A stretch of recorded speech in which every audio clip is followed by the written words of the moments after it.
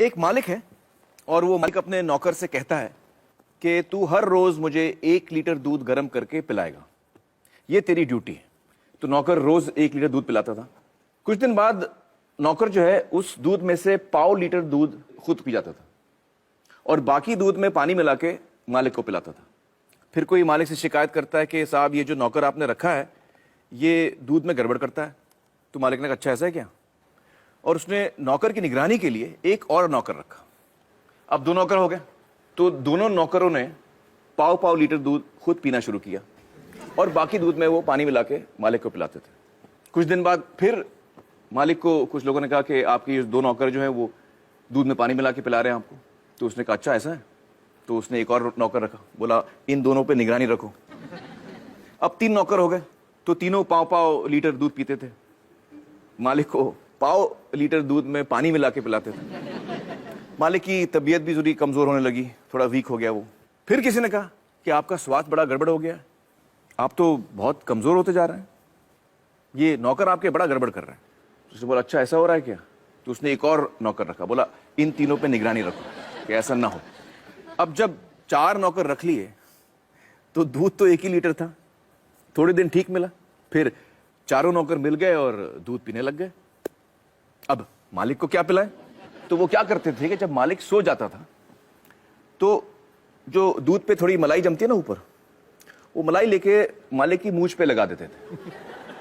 सुबह मालिक उठ के कहते कि बड़ी भूख लग रही है, तुम लोगों ने रात को दूध नहीं पिलाया। तो कहते नहीं नहीं मालिक पिलाया, आपका हाजमा खराब है, आपकी तबीयत ठीक नहीं है। वो कहता क्यों कैसे। और फिर वो मालिक को आईना दिखाते, कहते ये देखिए साहब अभी भी प्रूफ है। कौन सा प्रूफ है। आपके मूंछ पे देखिए मलाई जमी हुई है। तो अब मुझे बताइए दोस्तों कि ये कहानी है या हकीकत। हकीकत है। तो इसमें मालिक कौन है और नौकर कौन है। हाँ आप बताइए। इसमें मालिक जो है जनता है और नौकर जो है वो सरकार है। हाँ बिल्कुल सही पहचाना आपने। आप लोगों ने भी ये बात पहचान ली थी। दोस्तों अब मुझे बताइए कि ये जो बड़े बड़े घोटाले होते हैं देश में और जो पैसा लूटा जाता है वो किसका पैसा जाता है। हाँ हाँ आप बताइए। सरकार का। सरकार का पैसा जाता है। लेकिन सरकार के पास ये जो पैसा आता है वो आता कहां से। हाँ हाँ बताइए। टैक्सेस। बिल्कुल सही, टैक्सेस से। अच्छा आप में से कितने लोग हैं जो टैक्स नहीं भरते। जरा संभाल के जवाब दीजिएगा, इनकम टैक्स डिपार्टमेंट देख रहा है ये शो। बताइए आप में से कितने ऐसे हैं जो टैक्स नहीं भरते। तो कई लोग हैं यहां पर जो टैक्स नहीं भरते। दोस्तों यही सवाल हमने देश में अलग अलग किस्म के लोगों से पूछा और उन्होंने हमें क्या जवाब दिया, आइए देखते हैं। आप टैक्स भरते हैं। टैक्स किस बात का। टैक्स मेरेंगे इतना इनकम ही नहीं है कि मैं टैक्स भरूंगा।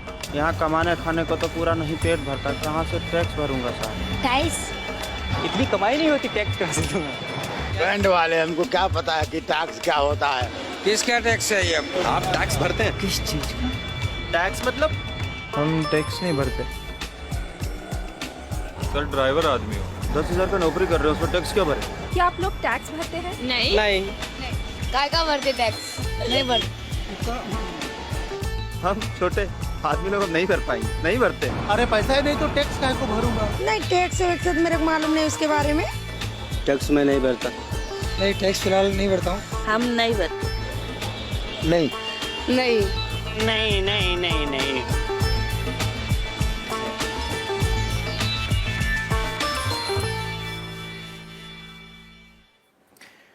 दोस्तों हमारे साथ इस वक्त है यामिनी अय्यर जी, जो accountability initiative centre for policy research इस नाम की संस्था के साथ जुड़ी हुई हैं।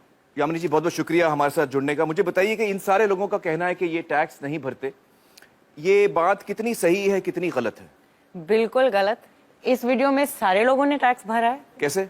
आमिर आप मुझे एक बात बताइए, आपके पास मोबाइल फोन तो होगा। जी। खरीदा था खुद।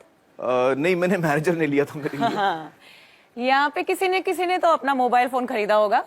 मोबाइल फोन के जो बक्से के पीछे वो पर्ची है उसको ध्यान से देखा था।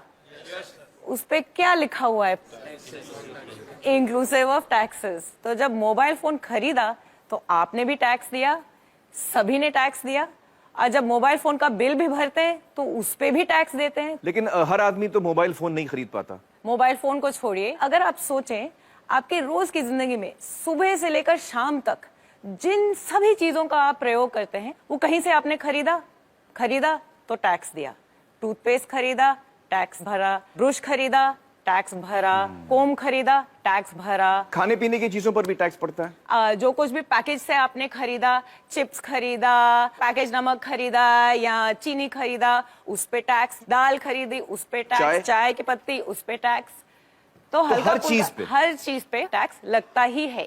जब सभी ने कहा यहाँ पे कि उन्होंने टैक्स नहीं भरा, उनके मन में एक ही सोच था, मेरी आमदनी नहीं है या शायद कम है, जिसकी वजह से मैंने अपना इनकम टैक्स नहीं भरा।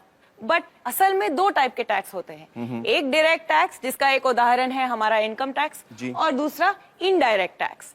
और अगर इन आंकड़ों को ध्यान से देखोगे तो पता लगेगा कि ये जो 1/3 टैक्स केवल ही वो है जो हमारी डायरेक्टली इनकम टैक्स वगैरह से सरकार में आपका पैसा पहुंचता है। जी जी जी। बाकी जो टैक्स है, जो बड़ा हिस्सा है वो अपने इनडायरेक्ट टैक्स से आता है। जो चीजें हम खरीदते हैं सबसे ज्यादा वहां से आता तो है। 2/3 वहां से आता है। बिल्कुल, सुबह से लेकर शाम तक टैक्स भरते रहते हैं हम। तो इसका मतलब ये हुआ कि हर हिंदुस्तानी, चाहे वो गरीब आदमी हो अमीर आदमी हो, टैक्स भरता है।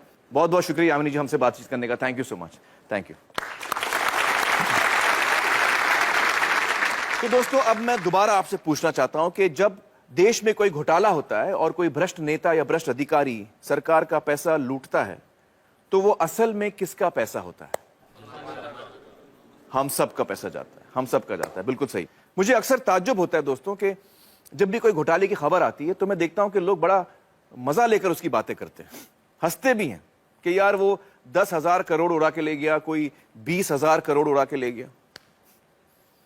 इस दफा जब आप कोई घोटाले की खबर पढ़ें तो ये जानकर पढ़ें कि किसी ने हमारे रोज की मेहनत की कमाई का पैसा लूटा है। अच्छा मुझे बताइए कि यहां पर कौन कौन है जिनकी पर्सनल वेल्थ यानी खुद की संपत्ति 10 लाख से ज्यादा है? आप हैं 1 2 3 4 5 6 लोग हैं। तो बहुत ही कम लोग हैं यहां जिनको लगता है कि उनकी संपत्ति 10 लाख से ज्यादा है। चलिए दोस्तों अब हम अपने अगले मेहमान से मिलते हैं, श्री शुभ्रत दास, जो centre for budget and governance accountability इस नाम की संस्था के साथ काम करते हैं। आइए शुभ्रत जी। हमने शुभ्रत जी को जिम्मेदारी दी थी कि ये हमें बताएं कि हमारे देश की संपत्ति यानी हमारी नेशनल वेल्थ कितनी है। बताइए शुभ्रत जी, आपके खोज में क्या सामने आया? आमिर, आपने हमें समय बहुत कम दिया, इसलिए ये आकलन हम लोग पूरा तो नहीं कर पाए हैं। जी। फिर भी 2 बड़े चीजों का आकलन हमने किया है। जी। एक है हाइड्रोकार्बन रिजर्व्स, जी, जिसमें आता है क्रूड ऑयल, नेचुरल गैस, कोल और लिग्नाइट, मतलब कच्चा तेल, कोयला वगैरह। और दूसरा है अदर मिनरल रिसोर्सेज, मतलब खनिज भंडार। कुछ 84-85 अलग अलग तरह के मिनरल रिसोर्सेज हैं, जिसका लगभग आधा हम लोगों ने इस एस्टिमेशन में कवर कर लिया है। आधा ही किया आपने? जी। मतलब जो मैंने आपको काम दिया था वो आप पूरा नहीं कर पाए? उतना ही डेटा मिल रहा है। मैं समझ सकता हूं, मजाक कर रहा हूं मैं। पूरे देश की संपत्ति का अंदाजा लगाने चलें तो उसमें बहुत वक्त लग सकता है। बिल्कुल सही कह रहे हैं आप। और इस वक्त में आप सिर्फ 1.5 चीजों का अंदाजा लगा पाए। बिल्कुल। तो आपके इस अंदाजे में क्या सामने आया? आंकड़ा क्या है आप मुझे बताइए। मैं यहाँ आंकड़ा पर लिखूंगा। काफी बड़ा है, 5,000। 5,000 उससे लिखता हूं। शुरू कीजिए।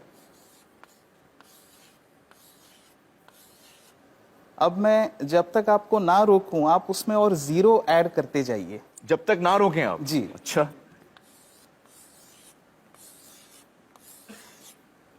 कुछ और जीरोस लगाइए।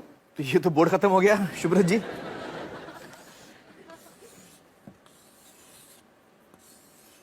और लगाइए। और लगाओ जी, थोड़ा और, एक और है? एक और। आप सच कह रहे हैं? जी, बस एक और। एक और? जी, एक और लगा दीजिए बस। तो ये कितना बड़ा आंकड़ा है मुझे बताइए आप। ये है 5,000 लाख करोड़ रुपए। 5,000 लाख? 5,000 लाख करोड़ रुपए। 5,000 लाख करोड़ रुपए। मुझे अभी तक समझ में नहीं आ रही है कितना बड़ा फिगर है। अच्छा हमें बताइए कि हमारे देश की जो आबादी है वो करीबन 120 करोड़ की है। तो अगर हम इस आंकड़े को 120 करोड़ लोगों में बांटें तो उसका मूल्य कितना होता है? 40 लाख रुपए। 40 लाख। तो इस वक्त हम आराम से कह सकते हैं कि हम सब 40 लाख के मालिक हैं अपनी अपनी जगह पर, जब हमने सिर्फ 1.5 चीजों का अंदाजा लगाया। चलिए, बहुत बहुत शुक्रिया शुभ्रत जी हमसे बातचीत करने का। Thank you so much. दोस्तों, शुभ्रत, अब आप समझ रहे हैं कि आपकी, हम सब की संपत्ति कम से कम 40 लाख है, और 40 लाख तो सिर्फ 2 बल्कि 1.5 चीजों के अंदाजे पे। अगर हम देश भर की संपत्ति का अंदाजा लगाएं, जिसमें करोड़ों एकड़ जमीन है सरकार के हाथ में, पब्लिक सेक्टर की जो कंपनीज हैं, स्पेक्ट्रम है, और भी बहुत सारी चीजें हैं, इन सब का अगर हम अंदाजा लगाएं, तो मैं इकोनॉमिस्ट तो नहीं हूं, लेकिन हो सकता है कि हम सब इस देश में करोड़पति हों। बच्चा, बूढ़ा, हर इंसान, हम सब करोड़पति हैं। दोस्तों, अब हमें समझ में आ गया कि हमारा देश गरीब तो नहीं है, लेकिन फिर भी जनता इतनी बदहाली में क्यों है? आइए इसका जवाब ढूंढने की कोशिश करते हैं। हिंदुस्तान की धरती को तरह तरह के कुदरती खजानों का वरदान मिला है। हमारी धरती के अंदर ऐसी कीमती प्राकृतिक संपदा छिपी है जो हम सबकी साझी है। लेकिन जहां हमें एक ओर ये वरदान मिला है, वहीं दूसरी ओर जनता के इस खजाने को कुछ गिने चुने लोग और उनकी निजी कंपनियां लूट रही हैं। इसकी एक शर्मनाक मिसाल कर्नाटक के बेल्लारी में सामने आई। प्राकृतिक संपदा से समृद्ध दक्षिण भारत के इस खूबसूरत इलाके का आज ये हश्र कर दिया गया है। बेल्लारी के पहाड़ों से बेहतरीन क्वालिटी का कच्चा लोहा निकलता था। कुछ प्राइवेट कंपनियों ने अवैध तरीके से खनन का पूरा कारोबार अपने हाथों में ले लिया। मुनाफा बढ़ाने के लिए कई गैर कानूनी हथकंडे अपनाए गए। इस घोटाले की जांच कर्नाटक के तत्कालीन लोकायुक्त जस्टिस संतोष हेगड़े ने की। उनकी जांच में यह बात निकलकर सामने आई कि किस तरह से देश की संपत्ति को लूटा गया। कहीं प्रतिबंधित इलाकों में खनन हुआ, कहीं बिना अनुमति के जंगलों को उजाड़ दिया गया, और कहीं तय सीमा से कहीं ज्यादा खनन किया गया। उनकी रिपोर्ट के अनुसार इस घोटाले से जो नुकसान देश को हुआ, उसकी कीमत है 16,000 करोड़ रुपए। सार्वजनिक संपत्ति को निजी स्वार्थ के लिए हड़पने के इस तरह के कई मामलों को काफी नजदीक से देखा है जस्टिस संतोष हेगड़े ने। Thank you so much for joining us justice Hegde. Sir, आपने हमारे देश के एक बहुत बड़े घोटाले की जांच की है, जो बेल्लारी माइनिंग स्कैम के नाम से जाना जाता है। आपकी तहकीकात में क्या सामने आया? जिस तरीके से वहाँ हमारे देश के प्राकृतिक संसाधनों की लूट हुई, जो असल में नागरिकों की संपत्ति है, वो विश्वास के परे है। उनके दिमाग में सिर्फ एक ही चीज थी, पैसा बनाना किसी भी कीमत पर। सरकार को जो पैसा उस वक्त हर एक मैट्रिक टन के खनन के लिए दिया जा रहा था, वो था सिर्फ 27 रुपए प्रति टन।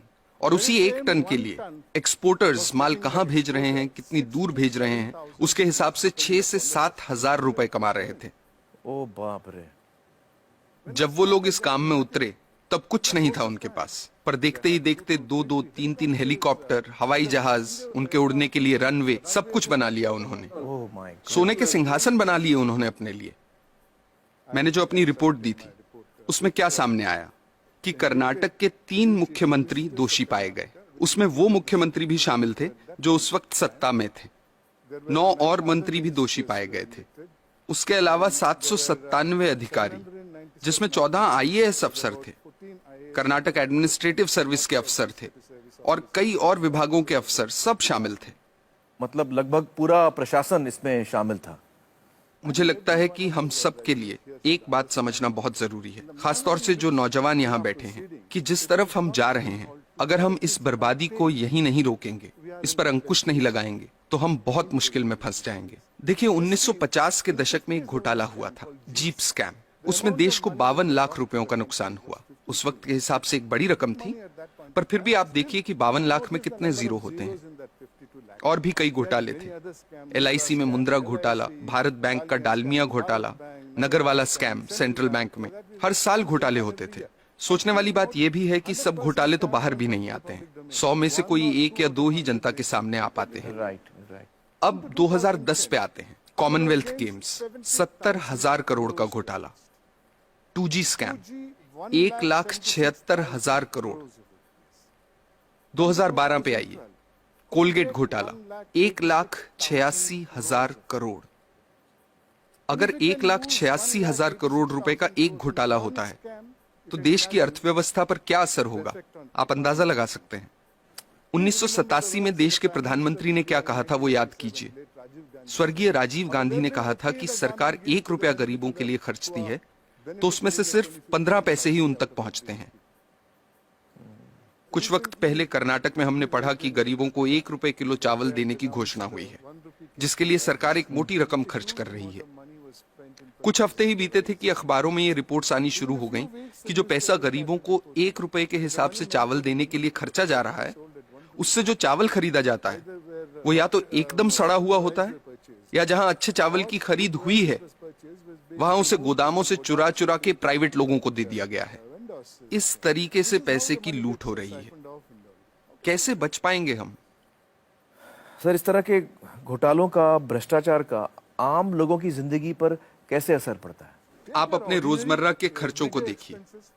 पिछले साल के मुकाबले इस साल कितनी महंगाई है, क्योंकि जो पैसा देश के विकास के लिए रखा गया है, जिसे देश की प्रगति के लिए इस्तेमाल में लाना चाहिए, वो पैसा 85% चुरा लिया जाता है। देश के प्रधानमंत्री ने कहा था, मैं नहीं कह रहा, मेरे अंदाजे से तो अगर 1988 में 1 रुपए में 15 पैसे ही सही जगह पर पहुंचते थे, तो आज 5 रुपयों में से 15 पैसे पहुंचेंगे। ये हो रही है हमारी तरक्की। हम लोग, आप हेल्थ केयर को लीजिए। सरकारी अस्पतालों को काफी नजदीक से मैंने देखा है कि वहां क्या हो रहा है। मैं आपको एक मिसाल देता हूं। 2010 में एक गांव की महिला डिलीवरी के लिए सरकारी अस्पताल आई। उससे पैसे मांगे गए, उसके पास पैसे नहीं थे। अस्पताल ने साफ इनकार कर दिया। महिला के साथ जो व्यक्ति था वो पैसों का इंतजाम करने गांव भागा। फिर अस्पताल वालों ने महिला को कहा कि यहां मत बैठो, बाहर जाओ। वो बेचारी उस हालत में सड़क पार करके बाहर बस स्टॉप पर जाकर बैठ गई। जब तक पैसों का इंतजाम होता, बाहर उसी बस स्टॉप पर उसकी डिलीवरी हुई। ये किस तरह के समाज में जी रहे हैं हम? मुझे लगता है कि लालच तो एक बात है, लेकिन लालची होने के साथ साथ हम अपनी इंसानियत भी पूरी तरह से खो रहे हैं। हम इंसान से शैतान बन रहे हैं। हमें इस बात से कोई फर्क नहीं पड़ रहा कि दूसरे लोगों के साथ क्या हो रहा है। हर जगह, हर डिपार्टमेंट का यही हाल है। कुछ ईमानदार लोग भी हैं। मैं ये नहीं कह रहा कि सभी 125 करोड़ लोग बेईमान हैं, लेकिन ज्यादातर लोग मजबूरी में ईमानदार हैं, क्योंकि उनके पास बेईमानी करने का मौका ही नहीं है। आज के हालात ऐसे हैं कि एक आदमी जो बड़े ओहदे पे है, वो अगर दूसरे पर उंगली उठाकर कहता है कि आप भ्रष्ट हैं, करप्ट हैं, तो सामने वाला इनकार नहीं करता। वो पलटकर कहता है कि आप नहीं हो क्या भ्रष्ट? That's so true. That is so true. ऐसी सोच बन चुकी है। यहाँ जो नौजवान मौजूद हैं उनसे मैं कुछ कहना चाहता हूँ। Sure, please. मेरी पीढ़ी के लोग अब हालात नहीं बदल पाएंगे। अब सिर्फ आप ही हालात बदल सकते हैं। और आपके लिए अच्छी बात यह है कि लालच सब सरहदें पार कर चुका है, सिर के ऊपर निकल गया है। अब और ऊपर जाने की जगह ही नहीं बची। आपके पास मौका है उसे नीचे लाने का। ये काम आपको जरूर करना है। मेरी खातिर नहीं, अपनी खातिर, अपने बच्चों की खातिर।